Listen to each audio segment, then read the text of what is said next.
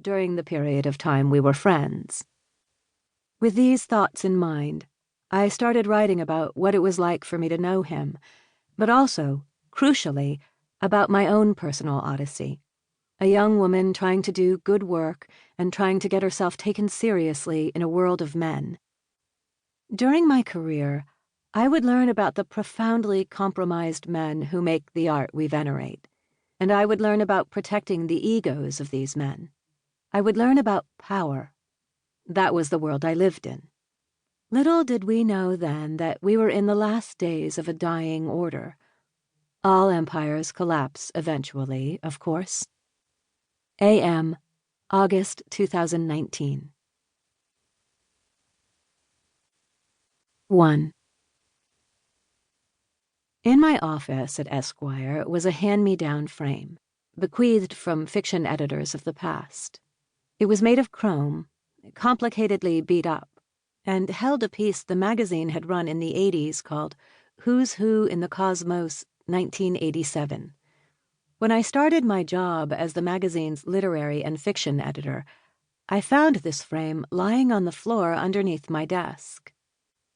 The Who's Who, published in the August 1987 summer fiction issue, was part of a special section that month called The Literary Universe. It was one of those exercises in classification and pigeonholing that magazines have done since the beginning of time, a power chart of the era's so-called literary establishment. Cover stars from this issue? John Updike and William Styron. The Who's Who map, which looked kind of like a kid's outer space placemat, was a 3-page gatefold with hundreds of floating context-free names of various writers, editors, agents, critics, teachers, and publishers grouped in categories such as rising stars, falling stars, out of orbit, the parallel universe, and lost in space. You get the drift. Or maybe you don't. Probably you shouldn't. With all due respect to the legendary Esquire fiction editor L. Rust Hills, who compiled the thing as a sort of reprise to a literary power chart the magazine published in 1963, I could never make heads or tails of it.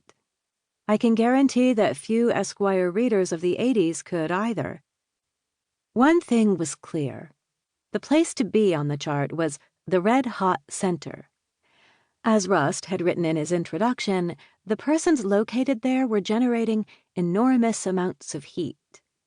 The fiction writers placed within that particular red-hot sun, they are all dead now, the sun a graveyard, were Saul Bellow, John Updike, Raymond Carver, Elmore Leonard, and Norman Mailer. Toni Morrison, probably the most important living American novelist, was relegated to a moon in deep space, mentioned only in a roundup of her agency's clients. The red-hot center did contain the names of 3 women, but none of them were novelists, and only one was a writer, a book critic. The other 2 were a literary agent and a socialite. And they are all still very much alive, these 3. But that's no real surprise. The women always do seem to persevere in the end. I never knew what to do with the frame. I loathed the literary star system and everything this chart represented, and there was no way I was ever going to hang it on my wall.